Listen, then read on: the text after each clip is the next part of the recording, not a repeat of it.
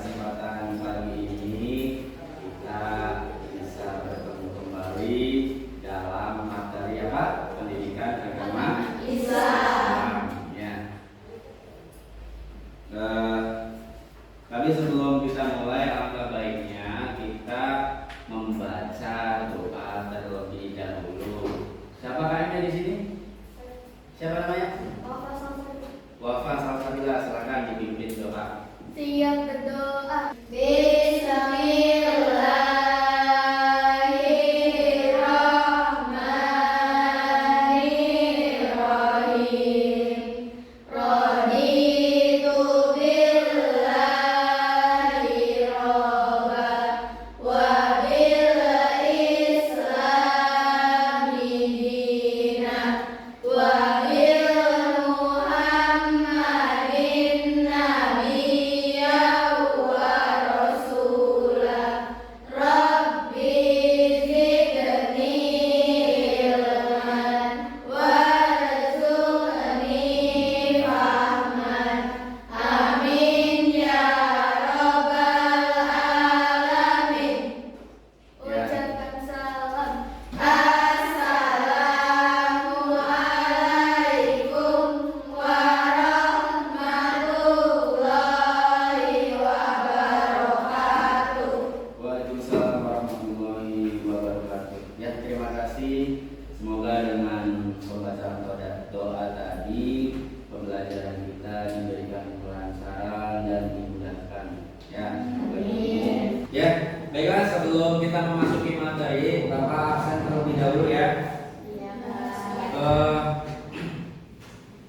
Absen pertama Aisyah, ada nggak? Ya, Aisyah, kemudian Aini hadir. Dela hadir. Iya hadir. hadir. Lanjut minggu pelajaran minggu kemarin. Sekarang kita itu akan membahas tentang bab ketiga. Bab ketiga itu tentang apa? Dibuka dulu, kayaknya dibuka dulu. Kayaknya dibuka dulu. Ya.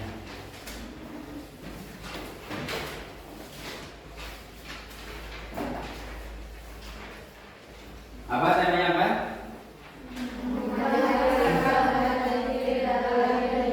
Ya, menghadirkan sholat dan zikir dalam kehidupan. Ya, materi pagi hari ini yaitu menghadirkan sholat dan zikir dalam kehidupan. Bab 3.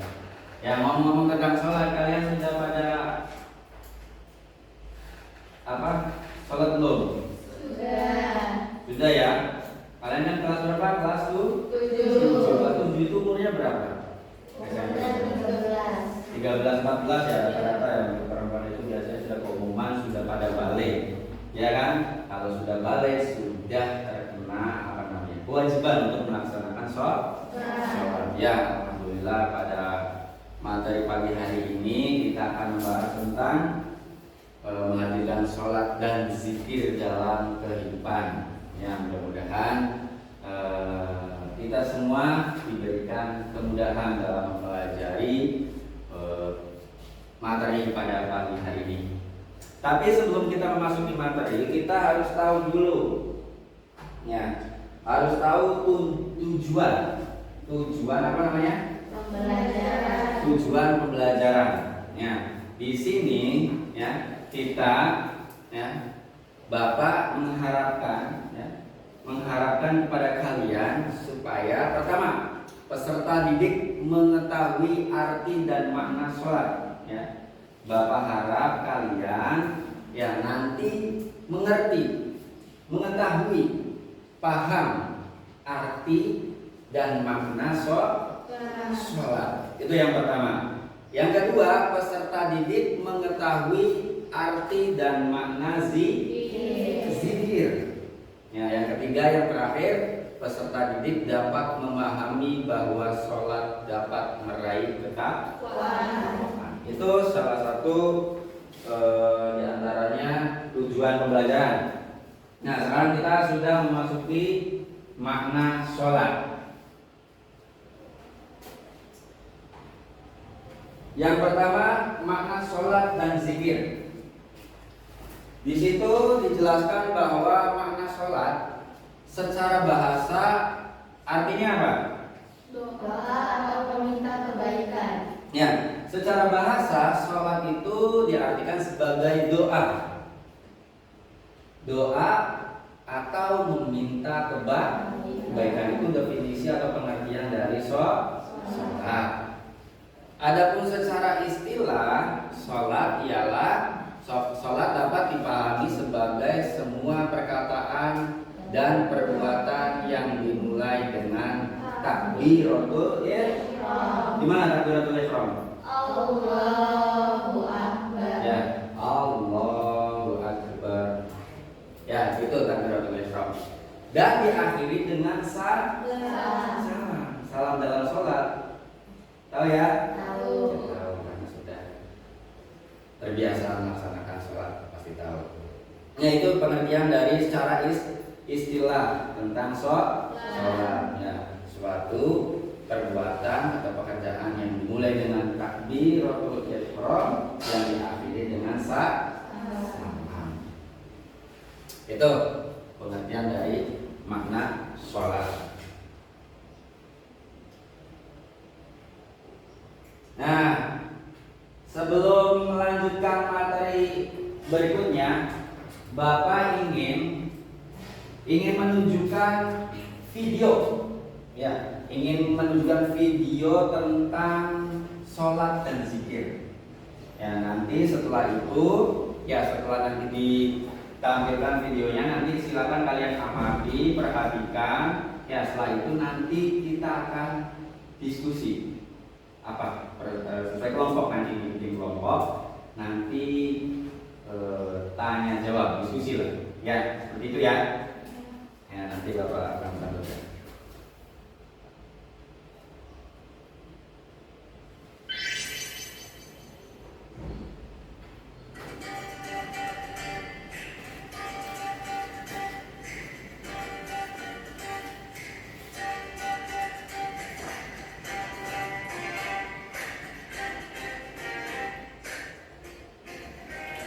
Assalamualaikum warahmatullahi wabarakatuh. Selamat pagi anak-anak. Selamat berjumpa kembali dengan Bapak Kak Sidik dalam mata pelajaran Pendidikan Agama Islam dan Budi Pekerti. Anak-anak yang Bapak cintai dan Bapak banggakan, hari ini kita akan belajar tentang menghadirkan sholat dan zikir dalam kehidupan kita sehari-hari. Nah, sebelum kita membahas lebih lanjut tentang hari ini, kita harus mengetahui apa sih artinya sholat itu. Nah, jadi anak-anak, artinya sholat menurut bahasa adalah doa. Sedangkan secara istilah, sholat itu artinya adalah suatu ucapan dan perbuatan yang diawali dengan takbir dan diakhiri dengan salam.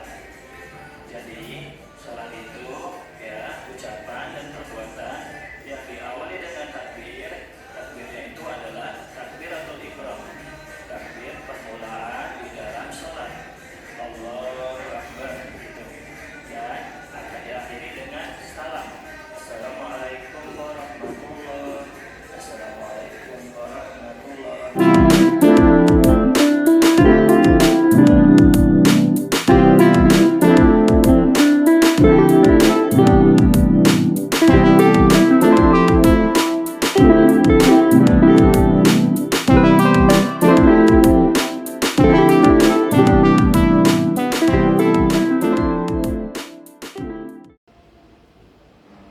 Ya, sebelum lanjut ke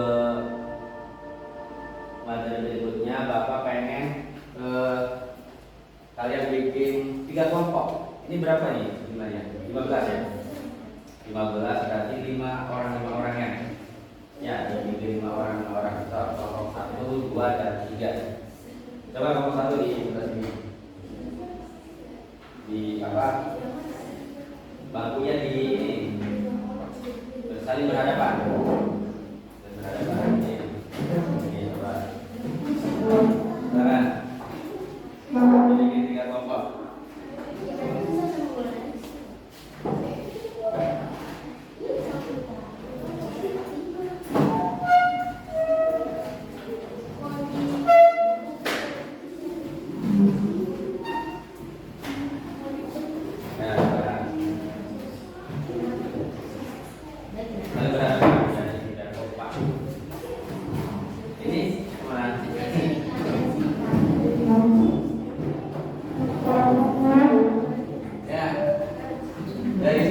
kelompok satu ya, ini kelompok satu ya, kelompok satu, kemudian kelompok dua, ini kelompok tiga.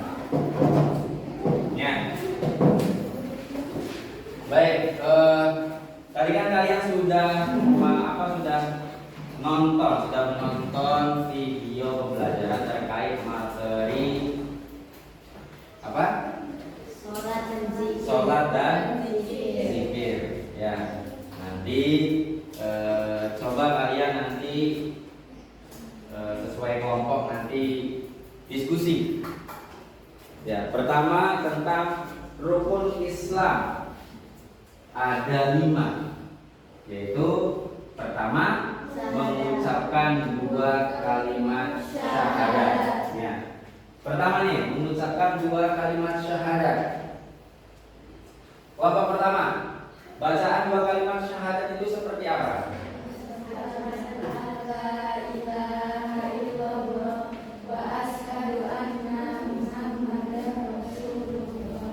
Ya. Terus artinya dan aku bersaksi bahwa Muhammad adalah utusan Allah. coba diulangi kelompok 2. Pengertian apa? 2 kalimat syahadat itu kalimatnya seperti apa? Ulangi.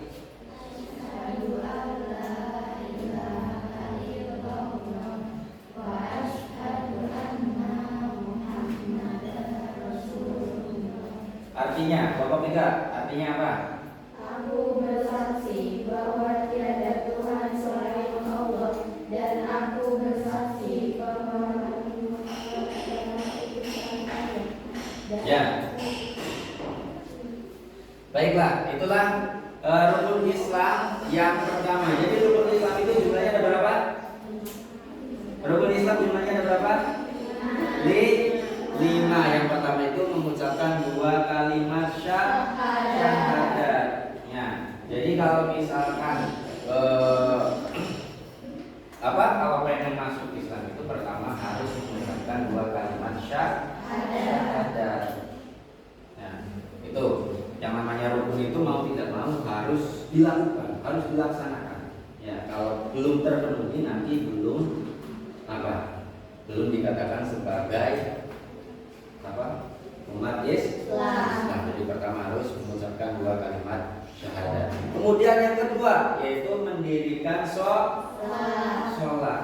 Kelompok pertama, apa pengertian dari sholat? Secara bahasa maupun secara istilah.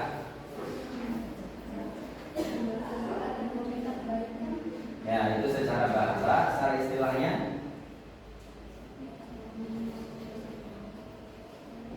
apa?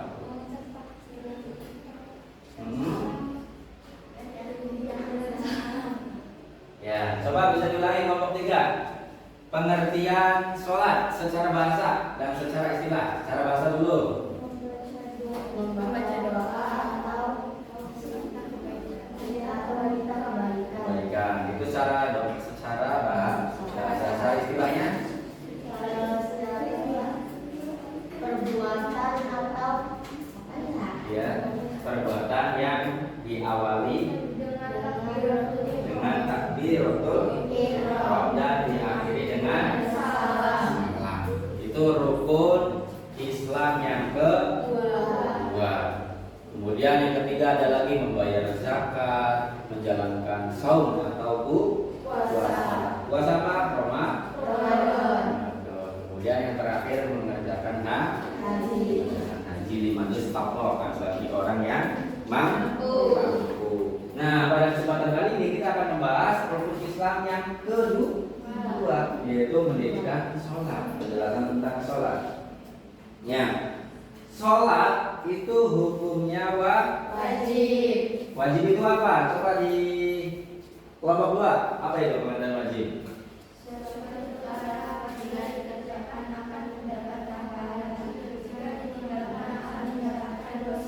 Ya, itu pengertian dari wajib. Jadi kalian ketika melaksanakan sholat itu akan mendapatkan pahala. Tapi kalau ditinggalkan akan mendapatkan dosa. kalian itu sudah balik ya, sudah balik kan? Jadi kalian sudah wajib untuk melaksanakan sholat. Ya. Jadi sholat hukumnya wajib. Ya. Sekarang syarat wajib sholat adalah kondisi yang harus dipenuhi oleh orang yang dikenai kewajiban melakukan sholat.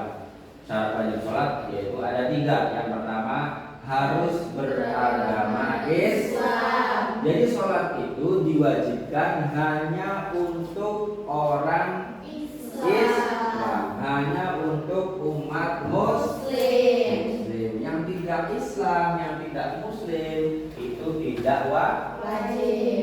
Karena sholat hanya diwajibkan untuk orang Islam. Ya, itu syarat wajib sholat yang pertama.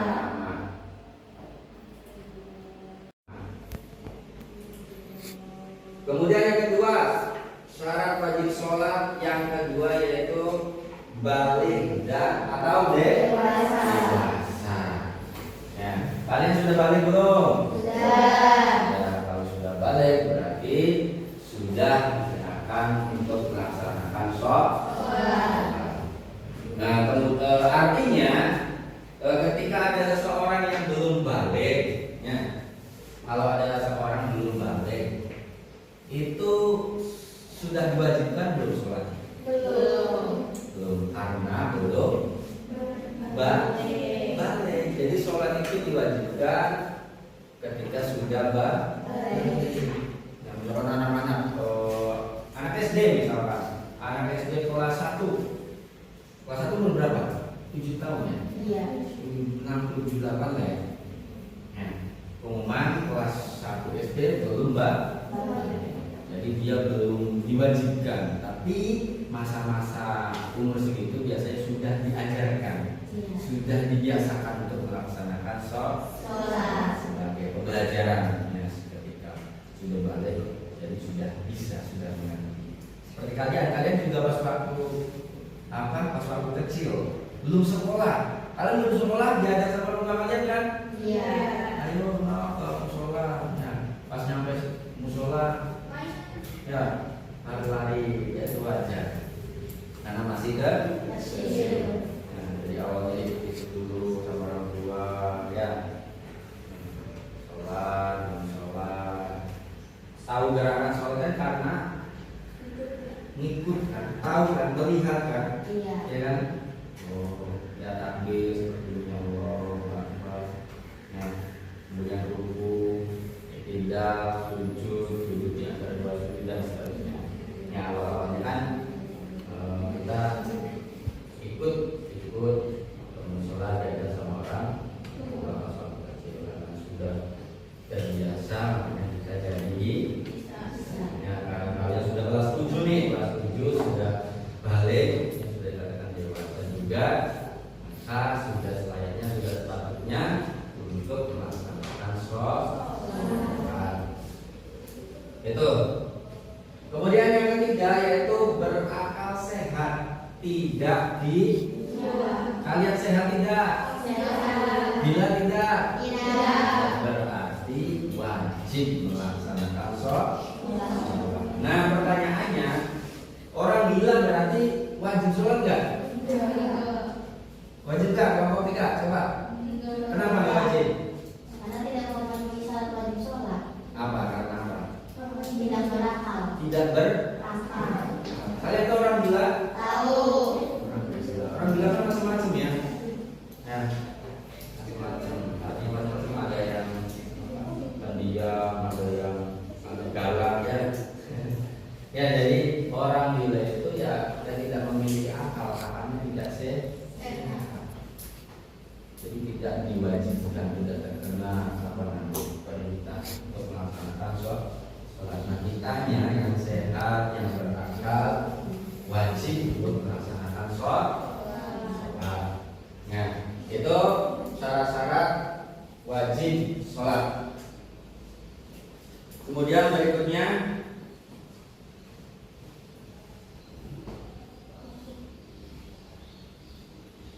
delapan syarat sah sholat. Tadi syarat wajib, sekarang syarat sah. Ya, jumlahnya ada berapa? 8. Ada 8. Pertama,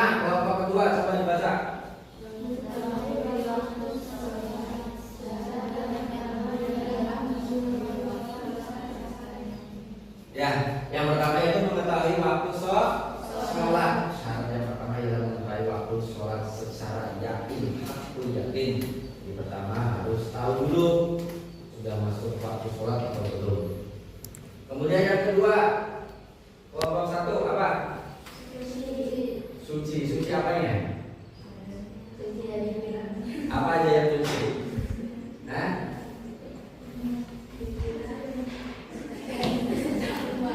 ya, suci badannya, suci pakaiannya, tempatnya, ya kan? Yaitu syarat sah yang kedua. Kemudian yang ketiga menutup aurat. Menutup aurat. Jadi aurat harus tertutup, jangan sampai terbuka. Ya, kalau tidak dipenuhi, kalau terbuka berarti tidak sah, karena merupakan syarat sah. Kemudian yang keempat menghadap kiblat. Kiblat itu mana? Ke arah Ka'bah. Kebetulan Indonesia posisinya berada di timurnya Mekah. Mekah kan kita kalau menghadap kiblat ke ini kan, kalau barat kan. Tadi posisi negara Indonesia berarti berada di sebelah di timur. Dengan sederhananya kan seperti itu, ya kan? Jadi pada hakikatnya kita menghadap ke kiblat arah kiblat itu berada di sebelah barat. Kemudian yang kelima yaitu apa? Niat. Ya, jadi harus niat sholat itu. Harus niat. Sholat itu jumlahnya ada berapa sih? 8. Apa saja? Subuh, asar, maghrib, isya. Ya, setiap kita melaksanakan sholat itu kita diawali dengan niat. Kemudian yang keenam, tertib dan muamalah dalam setiap perbuatan. Jadi harus tertib. Ya, tertib itu apa? Yang awal diawalkan, yang akhir diakhirkan. Yang ketujuh yaitu meninggalkan percakapan dan perbuatan yang tidak berkaitan dengan sholat. Ya, jadi kalau sholat tidak boleh ngobrol. Tidak boleh ngobrol, tidak boleh bersuara selain suara bacaan sholat. Yang terakhir yaitu tidak makan dan tidak minum. Maksudnya apa tidak makan dan tidak minum? Apa? Kita makan terus di saknya ada kaca terus makan. Kalau gimana? Maksudnya gimana? Ya kalau jangan makan. Iya, itu sudah jelas kalau sholat tidak boleh makan dan tidak boleh Minum. Kalau lebih spesifiknya apa ini maksudnya? Sesudah wudhu tidak boleh makan dan minum. Yang dikhawatirkan masih tersisa ya. Contoh kita makan apa? Wafer, biasanya wafer kayak tadi kayak ya wafer lah. Wafer kan biasanya sisa-sisanya kan ini kan di sela-sela hidang. Nah itu khawatir pas udah tak kok masih ada rasa manis-manisnya. Nah itu yang akan membatalkan sholat. Itu maksudnya makan itu. Bukan berarti lagi sholat terus lagi beres terus makan, enggak. Ya itu 8 syarat sah sholat. Kemudian apa sekarang? Rukun sholat. Ya, rukun sholat yang wajib dipahami. Pertama, rukun sholat yang pertama itu berdiri bagian makruh. Ketika ada seseorang yang tidak mampu berdiri, ya itu diperbolehkan tidak? Diperbolehkan apa? Contoh karena sakit, karena lumpuh dan lain sebagainya. Nah karena di sini juga berdiri bagian makruh. Kalian mampu berdiri nggak? Mampu. Berdiri sholatnya. Ya. Kemudian yang kedua mengucapkan niat.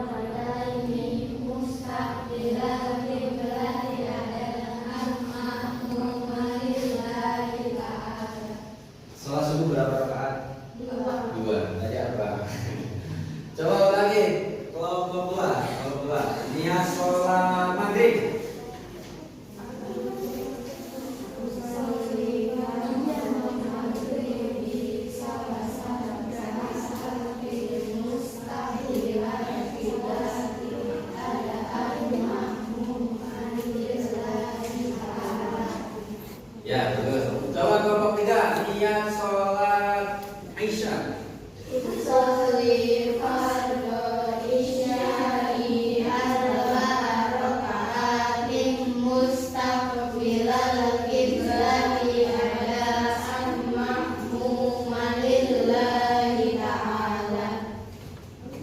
Ya, itu merupakan bacaan niyat sholat. Nah, niat sholat itu di sisi lain kita mengucapkan niat, diucapkan dalam hati juga kita hatinya kerentek, ya Allah saya niat sholat duhur misalkan rakaat makmuman. Jadi di hatinya juga harus dikerentekkan. Nanti kerentek apa bahasanya? Ya harus terbesit dalam hatinya niat, jangan misalnya saja ya. Terus kemudian yang ketiga, takbiratul ihram. Coba bagaimana takbiratul ihram yang baik dan benar? Allahu Akbar. Gerakannya seperti apa? Kelompok satu dulu, kita tahu, coba. Ya, 1, 2, 3. Dua sujud. Coba bacakan doa duduk di antara dua sujud seperti apa? Kelompok dua. Apa enggak? Bacaan duduk di antara dua sujud. Ayo.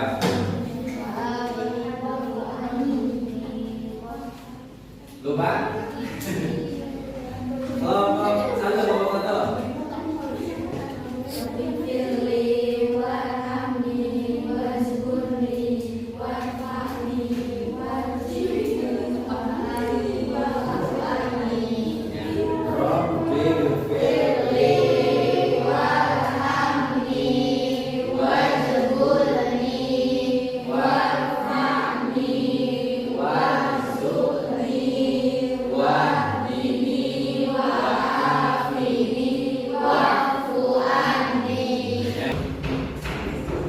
Baik, itu saja materi pada pagi hari ini. Bapak harap ya kalian bisa memahami makna dari materi tadi yang Bapak sampaikan. Mudah-mudahan ilmunya bermanfaat ya.